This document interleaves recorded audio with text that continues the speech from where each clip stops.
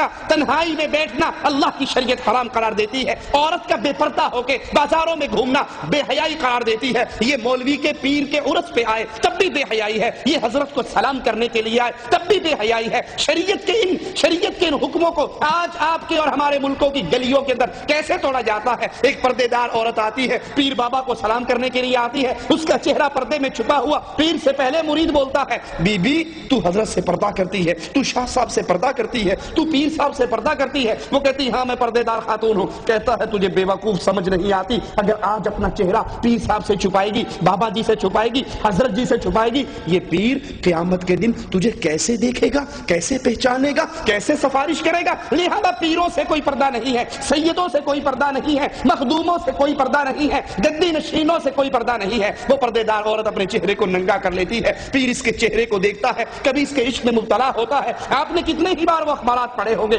پیر صاحب ایک ہفتے کے لیے گھر میں نزول کرتے ہیں, ایک ہفتہ مرغا کھاتے ہیں, بوٹیاں اڑاتے ہیں, اور نذرانے لے کر جب جاتے ہیں تو جاتے ہوئے جو پسند آتی ہے اس کو بھی بھگا کر لے جاتے ہیں, اور صبح اخبار کے اندر سرخی لگ جاتی ہے پیر صاحب جعلی تھے, پیر صاحب 2 نمبر تھے, جعلی تھے, اصلی نہیں تھے. ارے جو غیروں کی بچیوں کے ساتھ تنہائیوں میں بیٹھے, جو لوگوں کی بچیوں کو ناؤ راتیں کٹوانے کے وظیفے بتائے, اپنی قبروں پر بلانے کے وظیفے بتائے, تعویذ گنڈے کے لیے تنہائی میں ملاقاتوں کے وظیفے بتائے, اللہ کی قسم یہ محمد کریم کی سنت پہ نہیں ہے, یہ محمد کریم کے مذہب پہ نہیں ہے. یہ بے حیائی کے راستے ہیں, یہ بے غیرتی کے راستے ہیں, یہ بدماشی کے راستے ہیں, یہ فحاشت اور عریانیت کے راستے ہیں. اسلام اس کو کیسے روک رہا ہے؟ عورت بے پردہ ہو کے گھر سے نہ نکلے, عورت نہ محرم کے ساتھ تنہائی کے اندر نہ بیٹھے. اسی طرح جس طرح اللہ نے زنا کو بند کر کے فحاشی کے باب کو بند کیا ہے, اسی طرح قوم لوط کے عمل کو, لواطت کو بھی اللہ نے حرام کیا ہے. قوم لوط کا سب سے نمایاں جرم یہ تھا کہ وہ لوگ لڑکیوں کی بجائے,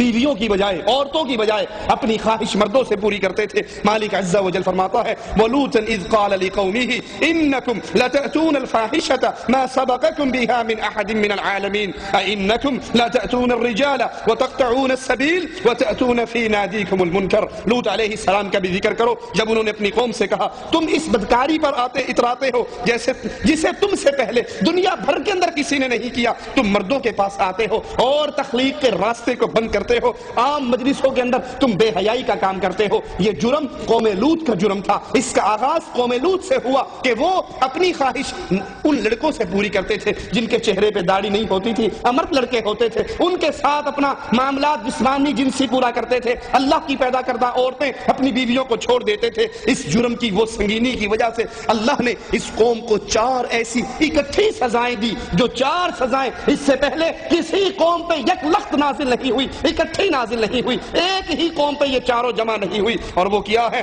اللہ نے ان کی آنکھوں کو مٹا دیا, ان کی بستی کو بلند کیا. حدیث کے لفظ ہے آسمان کے فرشتوں نے ان کی بستی کے جانوروں کی آوازوں کو سنا, پھر ان کی بستی کو الٹ دیا, ان پہ نوکدار سخت پتھر برسا دیے, ان پر چیخ کا عذاب نازل کیا. وہ قوم جو بے حیائی کے اس راستے پہ چلی, جس نے عورتوں کو چھوڑ کر اپنی خواہشات کو مردوں میں پورا کرنا چاہا. شریعت اسلامیہ کے اندر بھی اس جرم کی سزا کیا ہے کہ فاعل اور مفعول, لوطی عمل کرنے والا, فاعل اور مفعول, ان دونوں کو اسلام کے اندر قتل کرنے کا حکم ہے جب وہ دونوں اپنی رضامندی کے ساتھ یہ جرم کر رہے ہوں. ابن عباس سے روایت ہے رسول اللہ صلی اللہ علیہ وسلم نے فرمایا من وجدتموه يعمل عمل قوم لوط فاقتلوا الفاعل والمفعول به. مسند احمد کے اندر یہ روایت ہے جب تم کسی کو دیکھو وہ قوم لوط کا عمل کر رہا ہو تو فاعل اور مفعول ان دونوں کو قتل کر ڈالو. مگر افسوس آج یہ بے غیرتی, آج یہ بے حیائی, آج یہ خباثت, اس کو بھی قانونی شکل دی جا رہی ہے. ہم جنس پرستی کے یورپ کے اندر قانون منظور ہو رہے ہیں. جس گناہ کی وجہ سے اس بستی والوں کو اٹھایا گیا, ان کو پلٹا گیا, ان پہ پتھر برسائے گئے, ان کی آنکھوں کو ختم کر دیا گیا, چیخ کا عذاب ان پہ نازل ہوا, آج باقاعدہ قانونی طور پہ گائے میرج کو قانون بنا کر ان کو جائز قرار دیا جا رہا. مرد کی مرد سے شادی, عورت کی عورت, ہم جنس پرستی ایک آزادی ہے, حق ہے اس کو جو بھی استعمال کرنا چاہے. اللہ کی شریعت میں یہ حرام کاری ہے, اللہ کی شریعت میں یہ بدماشی ہے, یہ بے حیائی ہے. اور اس وقت اس دنیا میں بیماریوں کا جو عذاب اللہ کی طرف سے کبھی ایڈز کی شکل میں, کبھی کسی اور بیماری کی شکل میں نازل ہو رہا, وہ اللہ کی اسی شریعت کے ساتھ مقابلہ کرنے کی وجہ سے نازل ہوا. یہاں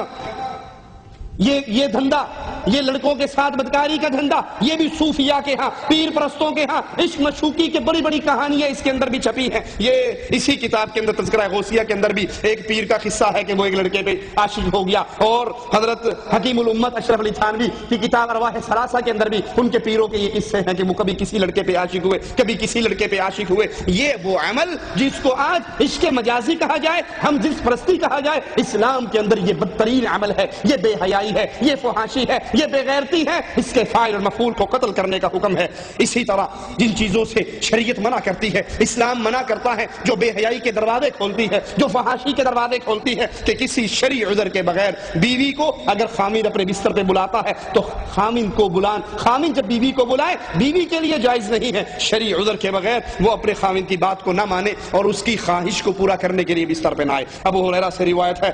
رسول اللہ صلی اللہ علیہ وسلم نے فرمایا، اذا دعا الرجل، جب آدمی پکارے امرأتہ، اپنی بیوی کو، الی فراشہ، اپنے بستر کے اوپر، فبات غضبان،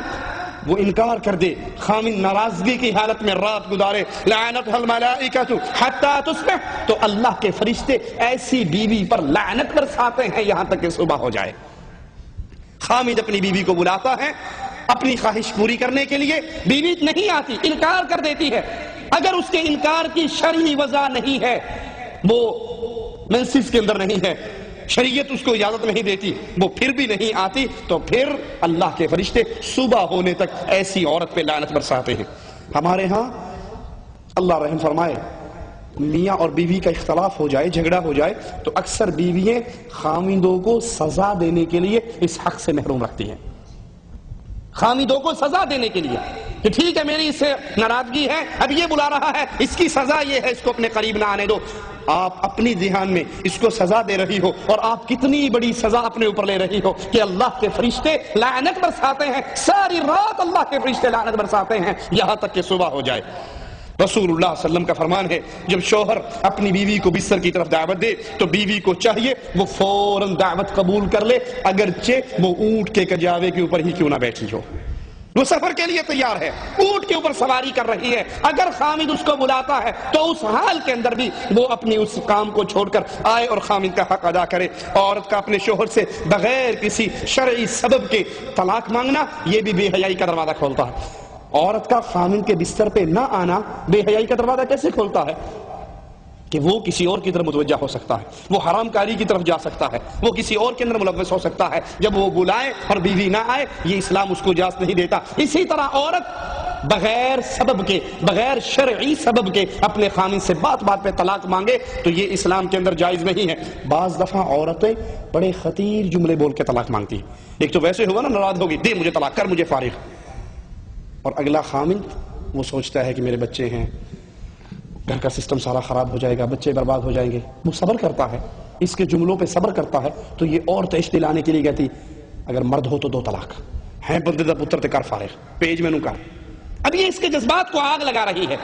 رسول اللہ صلی اللہ علیہ وسلم فرماتے ہیں، مسند احمد کی روایت ہے، جو عورت بغیر شرعی سبب کے اپنے خاوند سے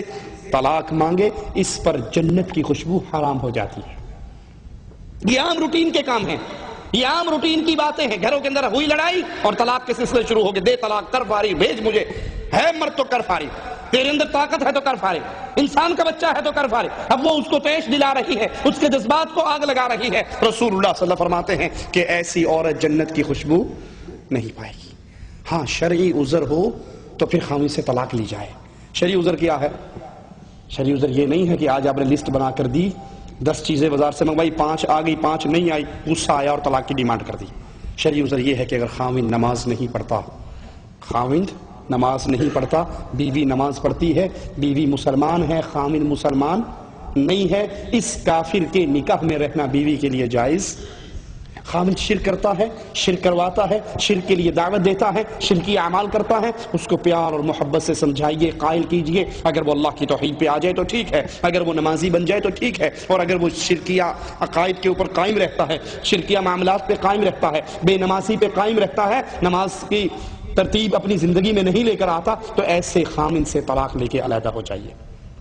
اب اس کے نکاح میں رہنا جائز نہیں۔ یا کسی کا خاوند ہیروئن پینے لگ جاتا ہے، نشے کا استعمال کرتا ہے، اس کے اندر ایسی خرابی ہے جو شریعت کے اندر بہت بڑے عذاب کی جس پہ وعید ہے، تو اس کو سمجھائیے۔ اگر وہ قائل ہو جائے تو ٹھیک ہے، اور اگر وہ قائل نہیں ہوتا، توبہ طائب نہیں ہوتا، تو پھر بیوی کو حق ہے کہ ایسے خامن سے طلاق لے لے۔ اسی طرح شریعت اسلامیہ حیض کے دوران، مینسز کے دوران بیوی سے جمع کرنے کو منع قرار دیتی ہے، یا اس کی دوبر کے اندر جمع کرنے کو منع کرتی ہے۔ رسول اللہ صلی اللہ علیہ وسلم نے فرمایا، ترمذی میں یہ روایت ہے، من اتی حائضا، جو اپنی بیوی سے جمع کرے اس کیفیت میں کہ بیوی حائضہ ہو، مینسز کے ایام میں ہو، یا پھر اس کے اپنی بیوی کے ساتھ جمع کرے فی دبوریہا، اس کی دوبر کے اندر، اس کی پشت کے اندر، او اتی کاہنا، یا کسی کاہن کے پاس آئے، مینسز میں بیوی سے جمع کریں یا اس کی دوبر کے اندر جمع کریں یا کسی کاہن نجومی کے پاس جائیں، فقد کفر بما انزل علی محمد صلی اللہ علیہ وسلم، تو اس کا گناہ کیسا ہے کہ جو اپنی بیوی کے ساتھ مینسز کے دوران جمع کرتا ہے، یا اس کے ساتھ پشت میں جمع کرتا ہے، یا پھر کسی کاہن سے آ کر اپنے کوئی معاملات ہاتھ دکھاتا ہے، لائنیں دکھاتا ہے، اس سے کچھ سوال کرتا ہے، تو پھر